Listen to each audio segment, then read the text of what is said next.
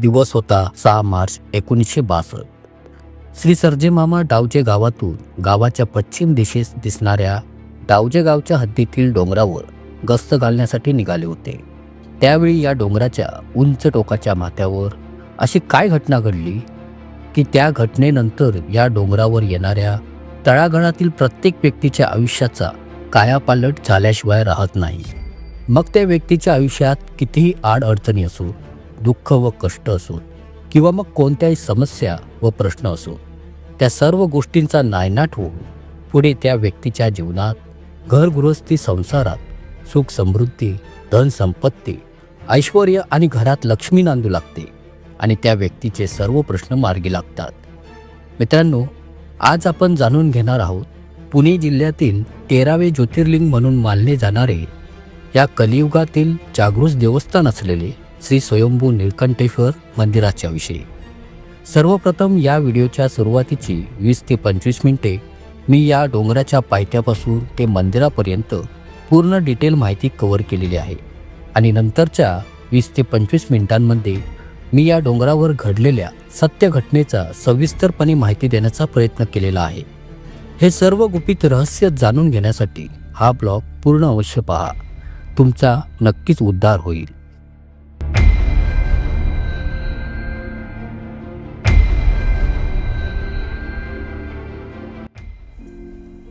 हे स्वयंभू श्री नीलकंठेश्वर मंदिर उंच डोंगर भागावरती बसलेलं आहे आणि त्याची सुरुवात या डोंगराच्या पायथ्याशी होते. तुम्हाला मी खालचा व्ह्यू दाखवतो. इथून याची सुरुवात होते.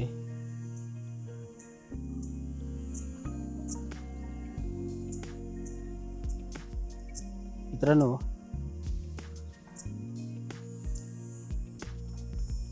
हा तुम्ही व्ह्यू पाहू शकताय. या पायथ्याशी सुरुवात होते वरच्या मंदिरापर्यंत जायला आणि हे खूप प्रसिद्ध मंदिर आहे आणि त्याविषयी संपूर्ण माहिती आजच्या या ब्लॉगमध्ये मी तुम्हाला देण्याचा प्रयत्न करणार आहे.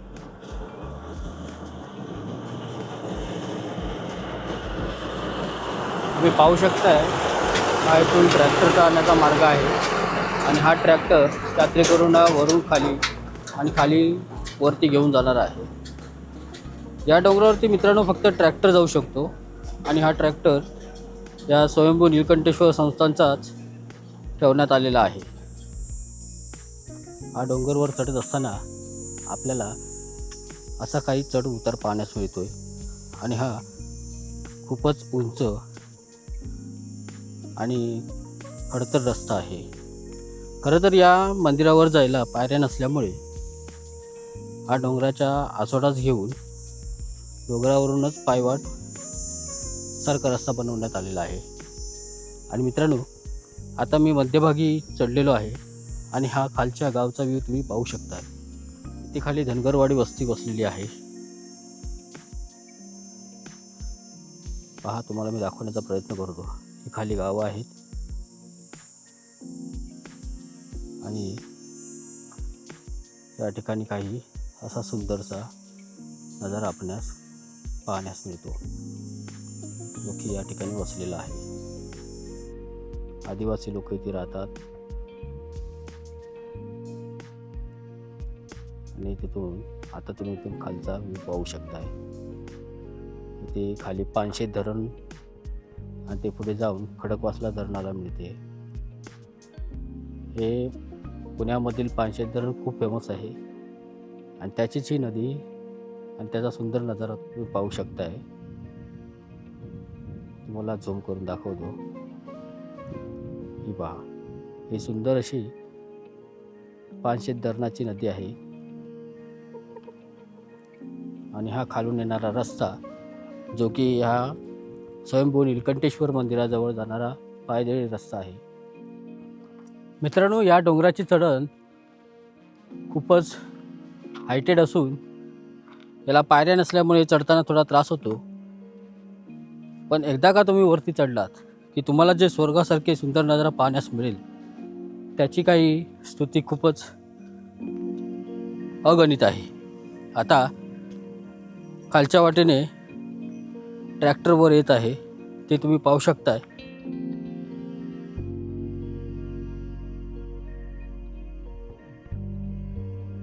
बरीचशी लोक ट्रॅक्टरने वर चढणे प्रेफर करतात. तुम्ही पाहू शकताय हा ट्रॅक्टर कसा माणसांना वरती घेऊन जातोय त्या डोंगरावरती. आणि इथे फक्त हा ट्रॅक्टरच चढू शकतो, बाकी कोणाला कुठली गाडी जाण्यास शक्य नाही.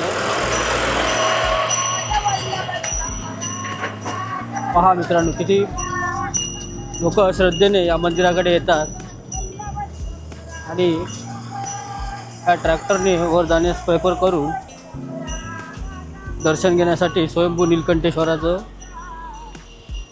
मंदिरात जाऊन आवडीने दर्शन घेतात. आता काही लोक वरून पण खाली उतरत आहेत, जे की ऑलरेडी दर्शन घेऊन आलेले आहेत.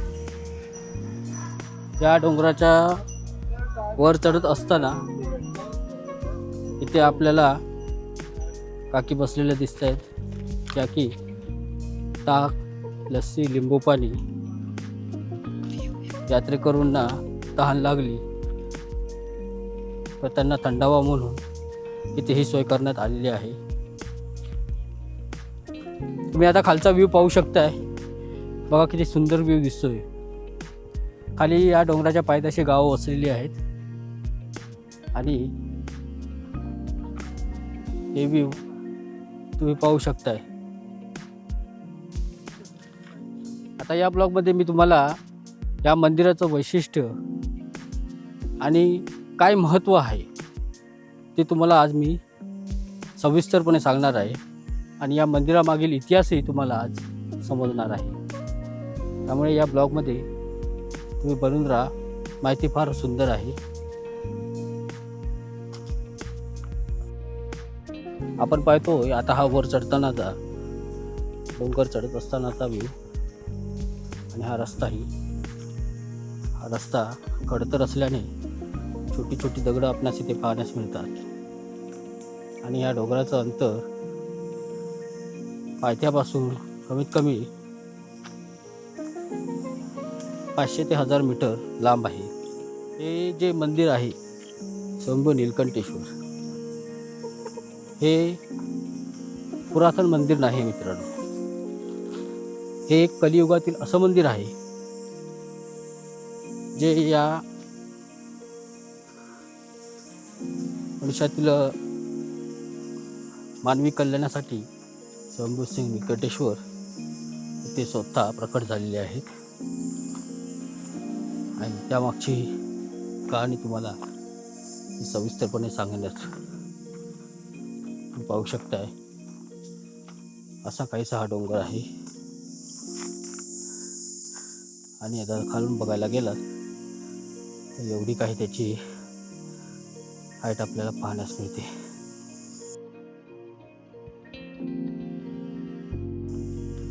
तेही आजी बसलेले आहेत लिंबू पाणी घेऊन.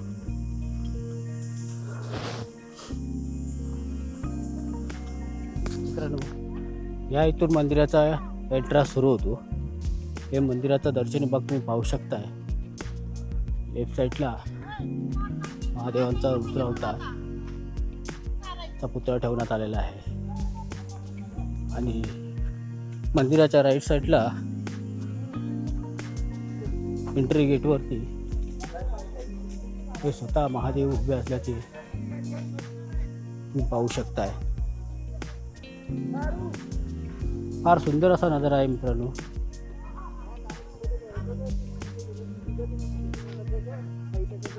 कमान इथून मंदिराचा एंट्रन्स सुरू होतो. आणि इथे खाली तुम्ही पाहू शकताय हा असा काही खालून या डोंगरावरती येणारा हा रस्ता आहे. आणि त्याच्या आजूबाजूला हे पूर्णतः जंगल, झाडी झुडपे आहेत. त्याच्या खाली हे पूर्णतः जंगल आहे. आणि हे मंदिराच्या जवळ जातानाचा हा मुख्य एंट्रन्स इथून सुरू होतो. पाहू शकता तुम्ही.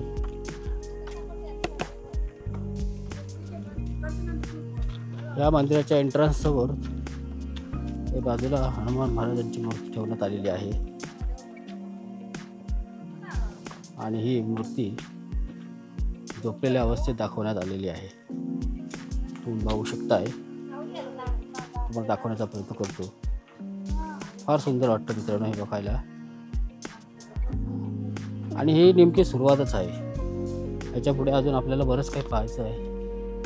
आणि ते स्वर्गाहून सुंदर असलेलं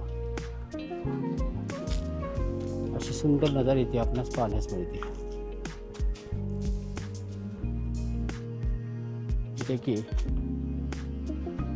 पाहताच तुम्हाला असं वाटेल की आपण कुठे स्वर्गात आलेलो आहोत.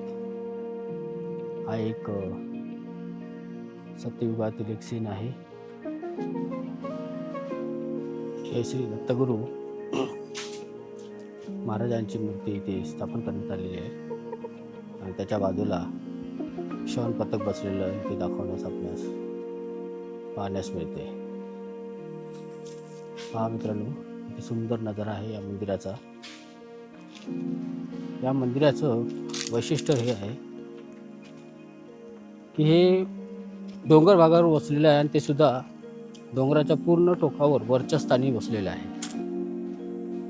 आणि अशा भागातही मित्रांनो तुम्हाला खरं वाटणार नाही, कसं काय शक्य आहे की डोंगराच्या वरच्या टोकाजवळ जिथे पाणी मिळणं अशक्य आहे, पण तुम्ही ते पाहू शकताय तिथे पाण्याचा भरपूर मोठ्या प्रमाणात साठा उपलब्ध आहे. तो सुद्धा महादेवांच्या कृपेने इथे 24 तास असणारं पाणी पाहण्यास मिळतं. आणि हे झऱ्याचं पाणी शुद्धताचं पाणी आहे, जे की इथे येणाऱ्या भाविकांसाठी या पाण्याचा पिण्यासाठी उपयोग केला जातो.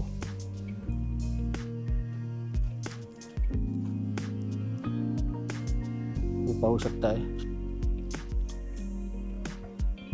काही असा हे गोड पाणी आहे. चवीला खूप सुंदर आणि गोड लागणारं हे पाणी, स्वच्छ व सुंदर पाणी आहे. आणि वरती ते महादेवांची उभ्या स्थितीत असलेली आपल्याला मूर्ती पाहण्यास मिळते. आणि त्यांच्या जटेभोवतून वाहणारी गंगा हा एक सीन तिथे क्रिएट करण्यात आलेला आहे. बाजूला नंदी महाराज आणि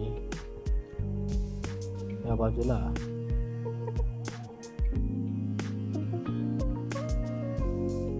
श्रीपाद श्रीवल्लभ श्री नृसिंह सरस्वती यांची मूर्ती आपणास पाहण्यास मिळते. असे सुंदर देखावे ते बनवण्यात आलेले आहेत. मित्रांनो, आता मी तुम्हाला मंदिराचा मुख्य प्रवेशद्वार दाखवतोय. तर आता आपण तिथे पोचतोय. हे सर्व मित्रांनो महादेवांच्या आशीर्वादाच्या कृपेने श्री सर्जे मामांनी आपल्यासारख्या गोरगरिबांवर केलेली कृपा आहे.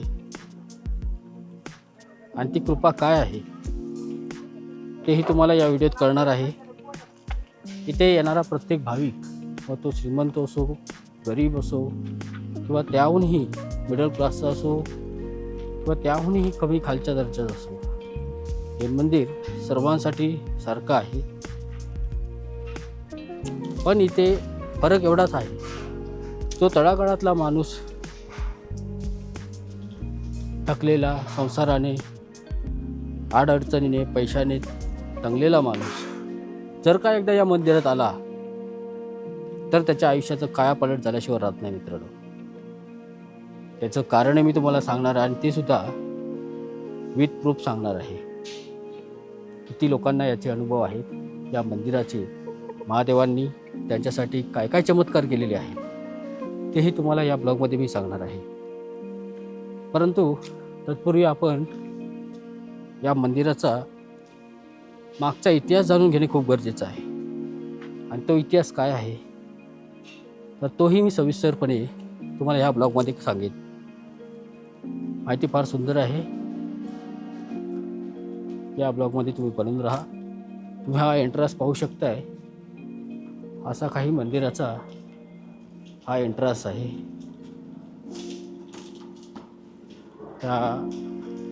इथे आताच महाशिवरात्रीचा उत्सव जोरात साजरा केला गेला. आणि इथे मोठ्या प्रमाणात 25 ते 30 लाख भाविक या महादेवाच्या दर्शनासाठी येतात. ते मित्रांनो पाहू शकता तुम्ही, इथे दर्शन घेण्यासाठी येणाऱ्या श्रद्धा भाविकांसाठी इथे रोज सर्जे मामांच्या कृपेने महादेवाचा प्रसाद इथे देण्यात येतो.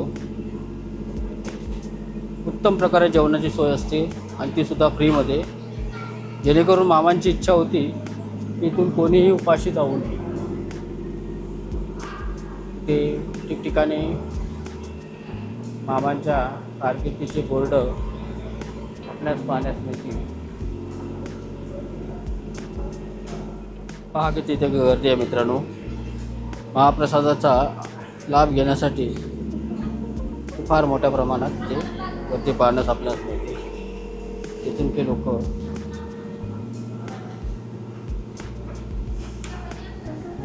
जेवणाचा आस्वाद घेत आहेत. पाहू शकता मित्रांनो, आता या मंदिरातील महत्त्वाचे ट्रस्टी आणि सर्जे मामांची पूर्ण फॅमिलीचा इथे फोटो आहे. हे पाहू शकताय की मामांचं नाव देण्यात आलं आहे श्री क्षेत्र स्वयंभू निळकंठेश्वर प्रस्थान शंकरराव रंगनाथ सर्जे मामा. आणि हे मामांचे मिसेस, मामा आता हयात नाही आहेत, आणि ही मामांची मिसेस आणि हा त्यांचा मुलगा सदाशिव शंकरराव सर्जे मामा, आणि ही त्यांची खाली असलेली इतर फॅमिली. महादेवांचा कमानी इथे एक बनवण्यात आलेली फार सुंदर अशी कमानी आहे. हे पहा मित्रांनो, इथून मंदिराचा गाभारा चालू होतो. इथून मंदिरात जाण्यासाठी दर्शन रांगेसाठी इथे सुरुवात होते. हे तुम्ही फार फार पहिले सुंदर सुंदर मोठमोठ्या महापुरुषांचे असलेले मूर्तिरूपी नजारे पाहून घ्या.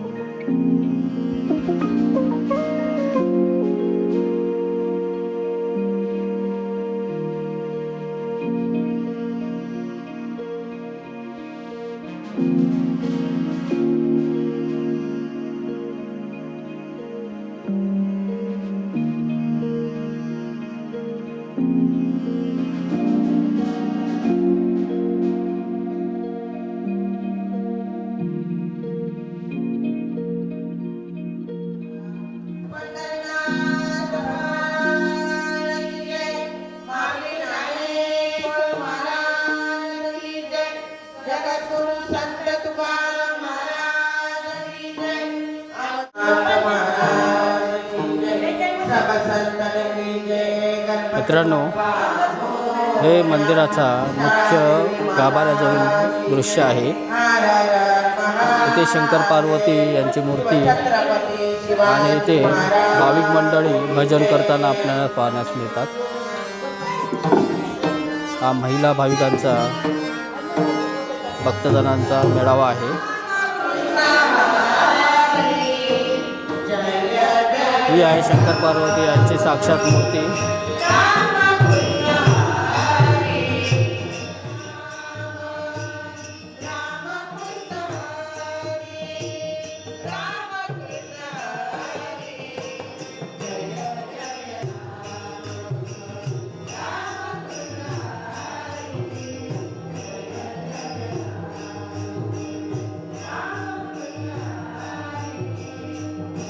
हे आतमध्ये आपण पाहताय श्री सर्जे मामा यांची स्थापन करण्यात आलेली मूर्ती.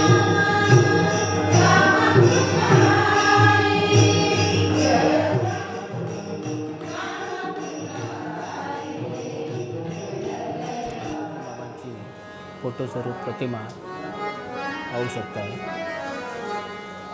आणि इथे हा मंदिराचा महत्त्वाचा मुख्य गाभारा आहे. मामांसाठी इथे आसन बनवण्यात आलेलं आहे आणि ही आसन म्हणजे मामाची गादी आहे.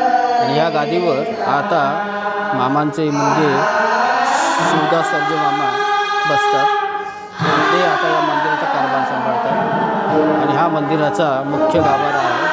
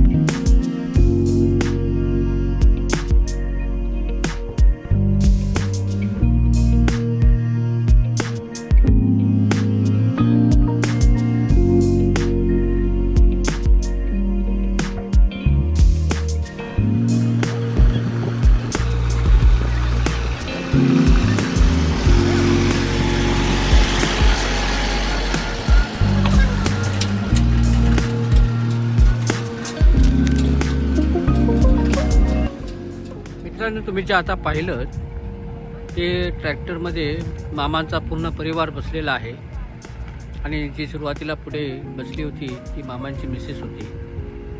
हे पूर्ण या डोंगरावरची गस्त घालून पाहणी करताना हे दृश्य आहे. मामी स्वतः या ट्रॅक्टरवरती बसून ह्या पूर्ण दृश्याची पाहणी करत आहे आणि ते तुम्ही पाहू शकताय की कशी या स्वयंभू निळकंठेश्वराची लीला आहे, जी की या डोंगराच्या टोकावर शेवटच्या क्षणीही पाण्याचा कसा साठा उपलब्ध करून महादेवांनी दिलेला आहे. बा, हे कसं काय शक्य आहे की एवढ्या डोंगराच्या माथ्यावरती पाणी उपलब्ध होईल आणि ते सुद्धा चविष्ट आणि गोड सुंदर रसाळ पाणी तुम्ही पाहू शकताय.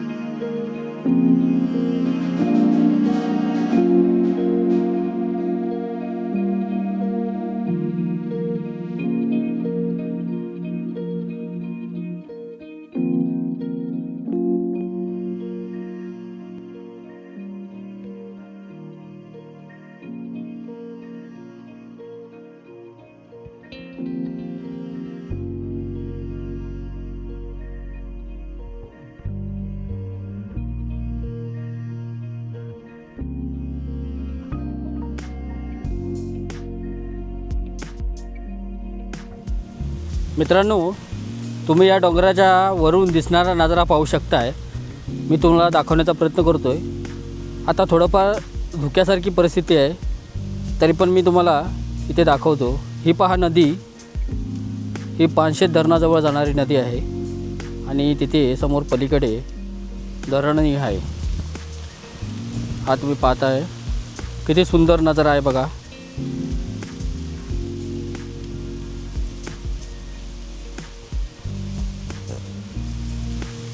तर हा पूर्ण डोंगरावरून दिसणारा नजारा तुम्ही आता पाहताय,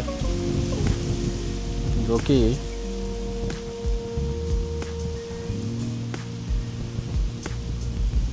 हा असं बघा, हा असा वरती डोंगर आहे आणि या डोंगरावरती हे मंदिर आहे.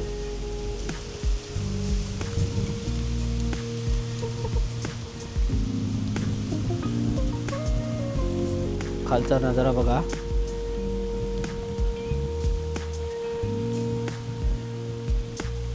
बघा किती खाली गावं वसलेली आहेत,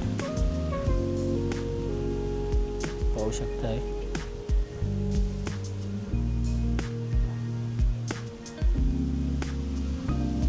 यानंतर तुम्हाला मी ड्रोन शॉटही दाखवेन, ते तुम्ही या ब्लॉगमध्ये तुम्हाला टिपता येतील.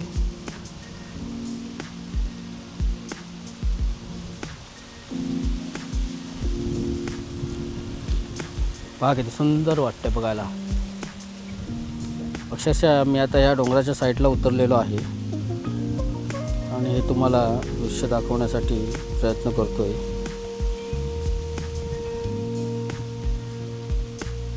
पहा. नमस्कार मित्रांनो, मी प्रसाद पवार, रोडविल पवार या चॅनलवरती तुमचे स्वागत करतो. आज मी आलो आहे पुण्याला सर्जे मामांच्या श्री स्वयंभू नीलकंठेश्वर या मंदिरामध्ये. आणि हे मंदिर मित्रांनो महाराष्ट्रातील असे मंदिर आहे जे आज तुम्ही 12 ज्योतिर्लिंगांपैकी ऐकलं असेल, पण हे आपल्या महाराष्ट्रामध्ये पुणे शहरात हे जे स्वयंभू मंदिर आहे त्याला 13वं ज्योतिर्लिंग या नावाने ओळखलं जातं. आणि हे 13वं ज्योतिर्लिंग असं का? कारण हे सर्वात एक इथलं जागृत देवस्थान आहे आणि हे कलियुगातले महत्त्वाचे जागृत देवस्थान आहे. ह्याला फार वर्ष झालेली नाही आहेत.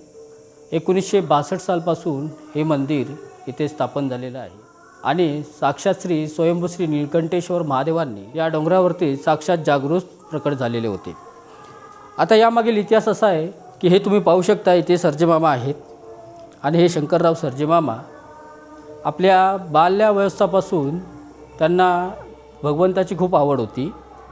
लहानपणापासूनच भक्तिमार्गात ते असल्यामुळे, जेणेकरून त्या कारणामुळे त्यांच्या आयुष्यात महादेवांनी साक्षात्कार त्यांना दिलेला होता.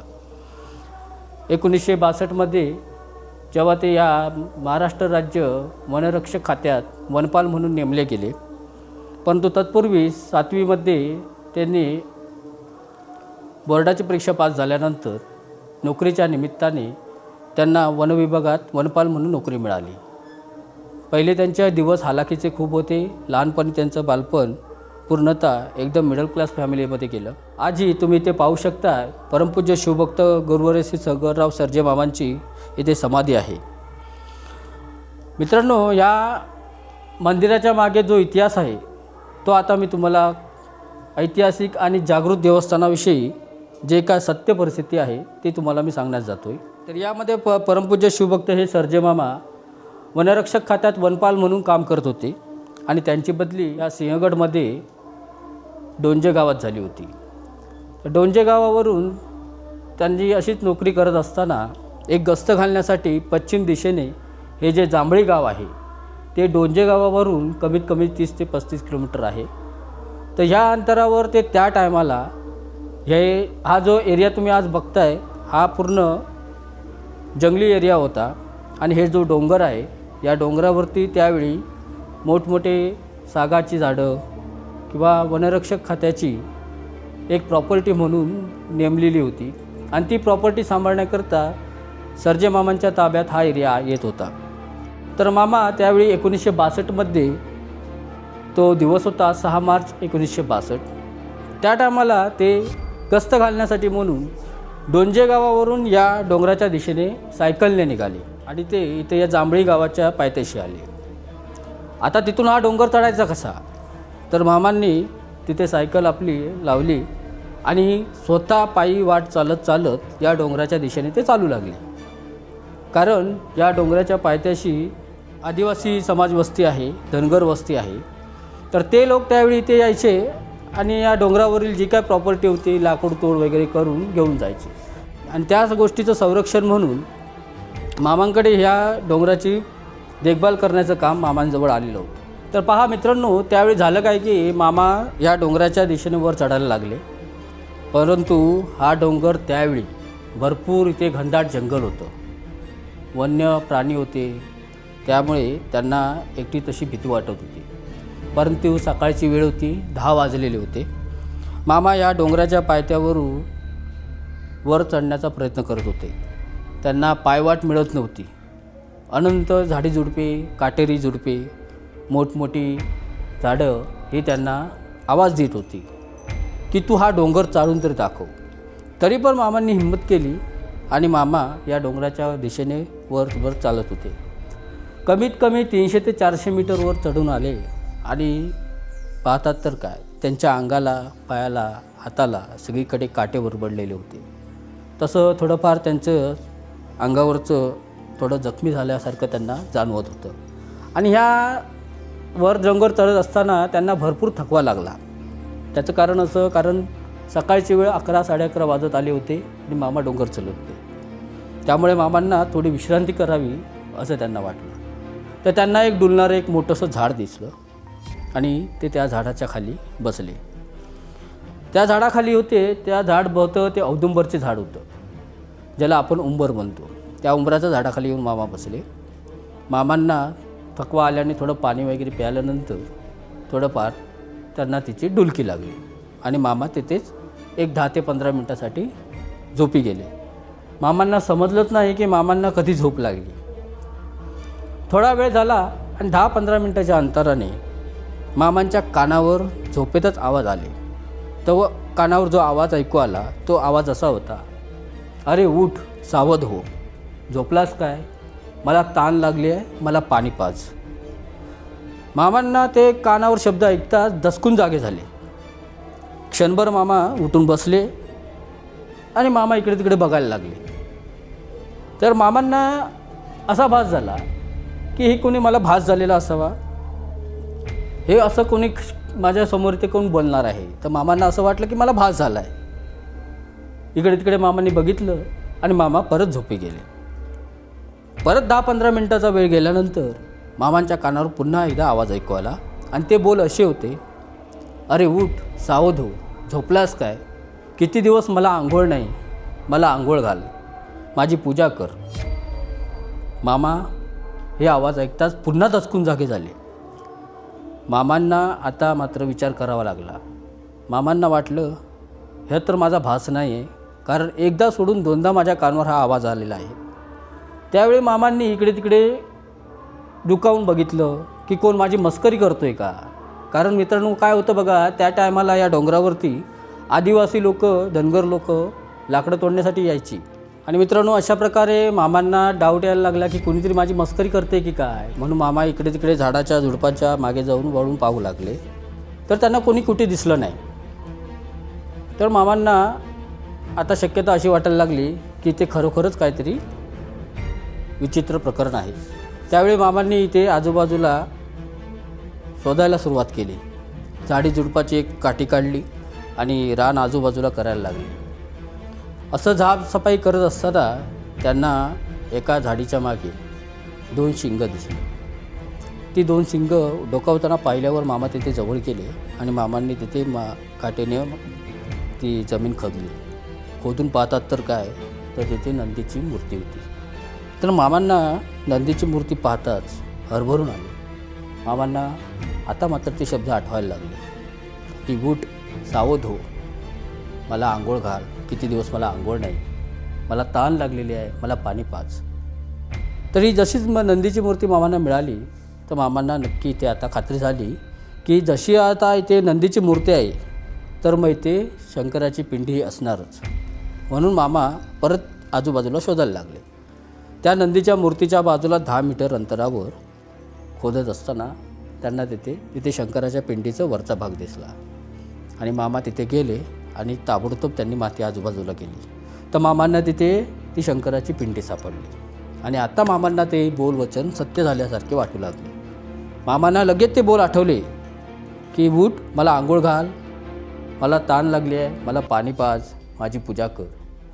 जसेच हे बोल मामांना आठवले, मामांनी ताबडतोब ती पिंडी बाजूला काढून व्यवस्थित साफ केली, नंदीची मूर्ती व्यवस्थित साफ केली आणि तिथेच जिथे त्यांना सापडलं तिथेच त्यांनी तात्पुरती स्थापन केली. मामांना आता प्रश्न पडला की त्यांच्याजवळ पाणी नव्हते, कारण भगवंताला महादेवांना आंघोळ घालायची होती, कारण महादेवांनी तसा आवाज दिलेला होता आणि महादेवांना ताण पण लागली होती. मामा तसेच खाली धावत गेले, कारण या डोंगराच्या पायथ्याशी जांभळी गाव आहे आणि तिथे आदिवासी व धनगर वस्ती आहे. तर ते खाली गेले. आदिवासी लोकांच्या घरात सगळ्यांना कुलपं लावलेली होती, सगळ्यांची दारं बंद होती, कारण लोक आपापल्या कामाधंद्यासाठी बाहेर गेलेली होती. मामांना आता प्रश्न पडला, आता पाणी आणू कुठून? मामा प्रत्येक घराचं टाळं तोडण्याचा प्रयत्न करायला लागले. मामा प्रत्येक घराचं कुलूप तोडायला लागले आणि अचानक मामांच्या हातात एका घराचं कुलूप हातात आलं आणि त्या मामांनी पटकन जाऊन त्या घराचं कुलूप उघडून त्या घरात प्रवेश केला. त्या घरात जाऊन एक कळशी घेतली, त्यावेळी ती मातीची कळशी होती आणि ती पाण्याने भरलेली कळशी तशीच उचलली आणि मामा धावत धावत या डोंगरावरती आले. मामांनी ताबडतोब येऊन पिंडीजवळ व नंदीला आंघोळ घातली, साफ केलं आणि जी रानफुलं होती ती रानफुलं आणून त्याची पूजा केली. मामांना प्रश्न पडला, आता ह्या भगवंताची सेवा कशी करायची? तर मामांना असं वाटत होतं मनात की पूर्वी कुठेतरी इथे मंदिर होतं असेल, म्हणून आज मला पिंडी मिळाली, मला इथे नंदीबाची मूर्ती मिळालेली आहे. मामा थोडीफार पूजा करून तसेच परत त्या खाली गेले आणि त्या धनगर वस्तीजवळ आदिवासी लोकांजवळ जाऊन चौकशी करायला लागले. त्या लोकांना त्यांनी विचारलं की या डोंगराच्या वरच्या पायथ्याशी वरच्या भागात फार पूर्वी कधी मंदिर वगैरे होतं का? तर त्यावेळी आदिवासी लोक, वडीलधारी लोकांनी आपल्या अनुभव सांगितले की अजून तरी आमच्या ऐकण्यात, आमचं लहानपण इथे गेलं, पण अजून तरी आमच्या ऐकण्यात कधी असं नाही की वरती कधी एखादं शंकराचं मंदिर वगैरे असेल. आम्ही कधी ऐकलेलं नाही आणि आम्हाला कधी याविषयी माहिती पण नाही. त्यावेळी मामांना खात्री झाली की हे स्वयंभूने स्वतःहून अवतार इथे घेतलेला आहे आणि हे प्रकट झालेले आहेत. ही जसेच मामांनी आदिवासी लोकांना ही सर्व कथन केले, तर त्या लोकांनी अक्षरशः मामांचे पाय पकडले. ते लोक मामांना म्हणायला लागले, तुम्हीच आज आमच्यासाठी खरे देव माणूस आहात, कारण तुमच्या दृष्टीनेच आम्हाला महादेवांचे दर्शन होणार आहे. मग ते मामांना आता खात्री पटली की आता आपण ह्या महादेवांची सेवा कशी करायची. मग मामा तसेच घरी गेले डोंजे गावात. आपल्या घरच्यांनाही याविषयी सर्व कथन केले. तर घरातल्या लोकांनीही मामांचे पहिले प्रथम पाय पकडले, कारण आजकालच्या कलियुगात देवाचं असं दर्शन आणि जागृत स्थान मामांना प्राप्त होणं हे फार मोठी गोष्ट होती. म्हणून प्रत्येकाने सर्वप्रथम मामांचे पाय पकडले. मामा जसेच घरी गेल्यानंतर झोपले होते, तसंच मामांना स्वप्नात दृष्टांत झाला की तू माझी सेवा कर, मी तुला सर्व काही देईन. आणि हे दृष्टांत झाल्यानंतर मामांना समजून आले की भगवंत आपल्याकडून सेवा करून घेऊ इच्छितो आहे. तसेच मामांनी विचार करायला लागले, माझी नोकरी आहे, काय आहे, ही सेवा कशी करायची. म्हणून मामांना जसं जमेल तसे आठवड्यातून एकदा दोनदा या डोंगरावरती यायचे आणि भगवंताची सेवा करायचे. गावातील खालच्या जांभळी गावातील आदिवासी लोकही मामांना साथ द्यायला लागली. त्यानंतर मामा आपल्या परीने जसं होईल तसतसे या मंदिरात येऊन शंकरबाची पिंडीची आणि नंदी महाराजांची सेवा करत असत. असंच एके दिवशी मामांना या मंदिराच्या आसपास वावरत असताना मामांचा डोळा लागलेला होता आणि मामांना दृष्टांत झाला की तू माझी सेवा कर, इथे जे लोक येतील त्यांचंही तू भलं करण्याचा प्रयत्न कर, त्यात माझा तुझ्या पाठीशी आशीर्वाद आहे, तू त्यांना जे काही देशील त्यात माझा आशीर्वाद राहील. आणि मामांना प्रत्यक्ष भगवंताने दर्शन दिलं. शंकर पार्वतीच्या रूपामध्ये मामांना दर्शन इथे या डोंगरावरती मिळालेलं आहे. तेव्हापासून मामांनी विचार केला की भगवंताची जर इच्छा आहे तर मी हे काम करण्यास जे काय माझ्याने प्रयत्न होतील ते मी चालू ठेवेन. आणि तेव्हापासून या मंदिरावर, या डोंगरावर मामांनी हळूहळू करत हे छोटं मंदिर उभं केलं, त्याचे जीर्णोद्धार केला. गावकरी लोक आली, त्यांनी मामांना साथ दिली. मग हळूहळू लोक इथे यायला लागली, आपले प्रश्न घेऊन यायला लागली, आपले प्रश्न मांडू लागले. आणि ते प्रश्न मांडल्यानंतर त्यांची कामं पूर्ण होण्यासाठी ज्याप्रमाणे भगवंताने मामाला वचन दिलेलं होतं की तू जे काही त्यांना देशील त्यात माझा आशीर्वाद असेल आणि त्या लोकांची सर्व कामं मार्गी लागतील. मग त्या वचनाप्रमाणे मामांनी एक भस्माची पुडी आणि चिमूटभर साखर, जे लोक भक्तजन दर्शनाला यायचे, आपले प्रश्न घेऊन यायचे, अडचणी घेऊन यायचे, त्यांच्यावर उपाय म्हणून त्यांच्या हातात एक भस्माची प्रभावाची पुडी आणि चिमूटभर साखर टेकवत असत. लोक ती चिमूटभर साखर आणि भस्माची पुडी घेऊन, त्याला प्रभाव म्हणून म्हणतात, मामांच्या भाषेत त्याला प्रभाव म्हटलं जातं, आपल्या घरी जायची. घरी जाऊन त्यांची व्यवस्थित शंकराची पूजा करायची. कारण मामांचं नेहमी त्यांना सांगणं असायचं की महादेवांची सेवा करा, तुमचं सर्व काही उद्धार होईल. लोकांनाही घरी गेल्यानंतर, ही सेवा केल्यानंतर हळूहळू अनुभव यायला लागले. त्यांची अडती कामं बनू लागली, त्यांचे प्रश्न मार्गी लागले, अडचणी दूर झाल्या आणि त्यांच्या घरात सुख समृद्धी आणि लक्ष्मी नांदू लागली. असं पाहता लोकांचाही फार दृढ विश्वास बसू लागला आणि हे सर्व अनुभव येऊन मामांनाही ती लोक सांगू लागले. आणि जी लोक घरी जाऊन, आपल्या गावी जाऊन हे अनुभव घेऊ लागले, त्यांची परिस्थिती बदलली. त्या लोकांनी आपल्या इतर लोकांनाही ह्या सर्व गोष्टी सांगायला सुरुवात केली. असं करता करता या स्वयंभू देवस्थानाचं प्रसिद्धी आपोआप होऊ लागली. या सर्व कार्यभारात काम करत असताना मामांनी व्यसनमुक्तीसाठीही काम सुरू केलं. कारण आज प्रत्येक घरात, संसारामध्ये जर एखादा व्यसनी माणूस असेल तर तो संसार उद्ध्वस्त होतो. आयाबाया इथे यायच्या, मामांना रडगारणं सांगायच्या की आमच्या घरात असं चाललेलं आहे, तसं चाललेलं आहे. त्यावेळी मामांनी विचार केला की आपण आता व्यसनमुक्तीसाठीही कार्य करू. कारण महादेवांनी मामांना वचन दिलेलं होतं की तू जे काय देशील त्यात माझा आशीर्वाद असेल, तू माझी सेवा कर आणि लोकांच्या कल्याणासाठी काम कर, त्यासाठी माझा नेहमी तुझ्या पाठीशी आशीर्वाद राहील. मामांनी हे महादेवांचे वचन, जो काय त्यांना दृष्टांत झालेला होता, ते नेहमी लक्षात ठेवलं आणि त्या दृष्टिकोनातून मामांनी व्यसनमुक्तीसाठी कार्य सुरू केलं. लोक यायला लागली दारू सोडण्यासाठी, तर त्यांनाही मामा एक छोटा भस्माची प्रभावाची पुडी आणि चिमूटभर साखर, एक नारळ आणि गंधफुलं देऊ लागले. मामा नेहमी त्यांना एवढंच सांगायचे, घरी जा, याची पूजा पांडा आणि भगवंताची सेवा करा, तो तुम्हाला सर्व काही देईल, तुमचा अधिकार सर्व पूर्ण होईल. असं करता करता लोकांनी तो प्रभाव घरी घेऊन जाऊ लागले आणि भस्माच्या पोडीतील जो काय प्रभाव होता तो थोडा पाण्यात टाकून मामांनी त्यांना प्यायला सांगायचे. हळूहळू माणसांची दारू सुटायला लागली, लोक खुश व्हायला लागली, त्यांच्या घरात लक्ष्मी नांदू लागली. आणि आज जे बेवडे पडणारे होते, चिखलात लोळणारे जे असे लोक होते, ते आज सावकार होऊन बसले. कारण मामांनी त्यांना जो प्रभाव दिलेला होता, त्यात या महादेवांचा, ह्या प्रभूचा जो साक्षात आशीर्वाद होता तो त्या घरात जाऊन बसतो. कारण महादेवांनी दिलेल्या वचनाप्रमाणे प्रत्येकाचं भरं होईल, त्यांचा उद्धार होईल, असं मामांना महादेवांना सांगितलेलं होतं. त्यामुळे लोकांच्या घरात लक्ष्मी नांदू लागली. जे लोक प्रेमाने, भक्तिभावे भगवंताची सेवा करू लागले, त्यांना फार मोठे अनुभव येऊ लागले. आणि आज ते लोक त्याची जाण म्हणून आयुष्यभर इथे वर्षातून एकदा का होईना या मंदिरात दर्शनासाठी येतात. म्हणून मित्रांनो, मी सुरुवातीलाच बोललो होतो की ह्या मंदिरात तळागाळातला गरीबही श्रीमंत होतो.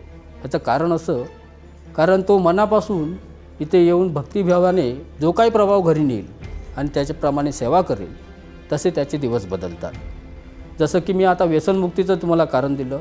या व्यसनमुक्तीत आज करोडो लोकांची दारू सुटलेली आहे आणि आज ते करोडो लोक आपल्यासोबत इतर लोकांनाही घेऊन येतात आणि लोकांची दारू सोडण्याचा प्रयत्न करतात. आणि त्याचं जिवंत उदाहरण म्हणून मी तुम्हाला एक माझं उदाहरण देतो. मी तुम्हाला मगाशीच बोललो होतो की मी तुम्हाला प्रूफ देईन. मी जो तुमच्यासमोर आज उभा आहे, मी इथे 2013मध्ये दारू सोडलेली होती. त्यावेळी माझं वय जास्त नव्हतं, 21-22 वर्षाचं मी होतो. मी काय एवढा पित नव्हतो, पण माझं एक इच्छा होती की नाही हे बंद करावं. म्हणून मी इथे आलो आणि मी ते स्वतः आजमावलेलं आहे. आणि जे काय तुम्हाला सांगितलं ते प्रभाव वगैरे घरी घेऊन जाऊन त्याप्रमाणे मी आजपर्यंत सेवा करतो आहे. आज माझं सर्व काही व्यवस्थित चाललेलं आहे, सुखाने संसार चाललेला आहे. आज माझा 13 वर्षाचा मुलगा आहे. माझा मुलगा ज्यावेळी 1 वर्षाचा होता त्यावेळी मी दारूबंदी केली आणि आज माझ्याकडे सर्व काही आहे. आज मी माझी स्वतःची 4 व्हीलर घेऊन मी इथे फिरतो. कुठेही जायचं असेल तर मी इथे येतो. तर हे सर्व मित्रांनो सांगायचं कारण काय आहे की हे सर्व मामांच्या आशीर्वादाने आणि महादेवांच्या कृपेने शक्य झालेलं आहे. म्हणून वर्षातून एकदा का होईना कमीत कमी मी 3 ते 4 वेळी या मंदिरात येतो आणि दर्शन घेऊन जातो. तर ही होती मामांच्या किमयेची आणि महादेवांची स्वयंभू प्रकट झालेली मूर्तीची कहाणी, जी तुमच्यासोबत मी आज शेअर केलेली आहे. मित्रांनो, माझी तुम्हाला कळकळीची विनंती आहे, जर तुमच्याही घरात काही प्रॉब्लेम असतील, कोण दारू पिणारे असतील किंवा इतर काही तुमचे घरगुती प्रॉब्लेम असतील, तर तुम्ही या मंदिराला अवश्य भेट द्या आणि पूर्ण मनोभावाने या. आणि जे काही तुम्हाला इथून प्रभाव मिळेल तो प्रभाव घरी घेऊन जाऊन त्याची मांडणी करा आणि त्यानुसार तुम्ही ईश्वराची सेवा करा. तुमचं नेहमी कल्याणच होईल, तुमचं उद्धार होईल. कारण मामांना स्वतः महादेवांनी तसे वचन दिलेलं होतं, तू फक्त माझी सेवा कर, मग ती कोणी भक्तांसेवा करून घे किंवा तू कर, त्यात माझा नेहमी आशीर्वाद राहील, त्यांचं नेहमी कल्याण होईल. आणि त्याप्रमाणे इतर लोकांच्या सगळ्यांचं कल्याण झालेलं आहे आणि त्याची जाण म्हणून आजपर्यंत लोक इथे दर्शनासाठी येतात. त्यातलाच मी एक आहे आणि मीही तुम्हाला हे सांगण्याचा प्रयत्न केलेला आहे की हे इथे 13वं ज्योतिर्लिंग म्हणून आज हे पुण्यामध्ये प्रसिद्ध आहे, श्री स्वयंभू नीलकंठेश्वर मंदिर. आजपर्यंत तुम्ही 12 ज्योतिर्लिंगांविषयी ऐकलेलं असेल, पण हे आपल्या महाराष्ट्रातील असं स्वयंभू मंदिर आहे जे तुमच्या कल्याणासाठी इथे उपस्थित आहे. जर तुम्हाला या गोष्टीचा लाभ घ्यायचा असेल तर तुम्ही अवश्य या मंदिराच्या ठिकाणी भेट द्या. या मंदिराच्या ठिकाणी यायचं कसं हे तुम्हाला मी व्हिडिओच्या शेवटी सांगणारच आहे. तरी पण आता मी एक तुम्हाला सांगतो, कुठूनही तुम्ही येत असाल तर पुण्याला स्वारगेटला उतरा आणि तिथून तुम्ही पानशेत किंवा खानू नावाची बस पकडून या रोळे गावाला उतरा.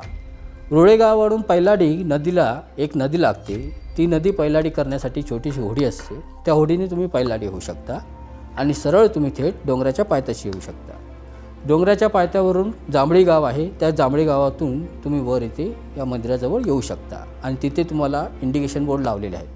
जर तुमच्याकडे स्वतःची गाडी असेल तर तुम्ही डायरेक्ट स्वारगेटवरून इथे सिंहगड रोड पकडायचा आणि खडकवासला धरणामार्गे डायरेक्ट तुम्ही या डोंगराच्या पायथ्याशी येऊ शकता. तर मित्रांनो, ही होती महत्त्वाची माहिती या स्वयंभू नीलकंठेश्वर देवस्थानाची, जी तुम्हाला सांगणं मला गरजेचं वाटलं आणि तुम्हाला हे दाखवणंही गरजेचं वाटलं. जर तुम्हाला या गोष्टीचा लाभ घ्यायचा असेल तर तुम्ही या मंदिराला अवश्य भेट द्या. आणि ही मामांची समाधी आहे, या समाधीचा मी आशीर्वाद घेऊन आता तुमचा निरोप घेतो आणि मी माझा हा ब्लॉग इथेच संपवतो. स्वयंभू श्री नीलकंठेश्वर महादेव की जय. परमपूज्य शिवभक्त गुरुदेव शंकरराव सरचे मामा की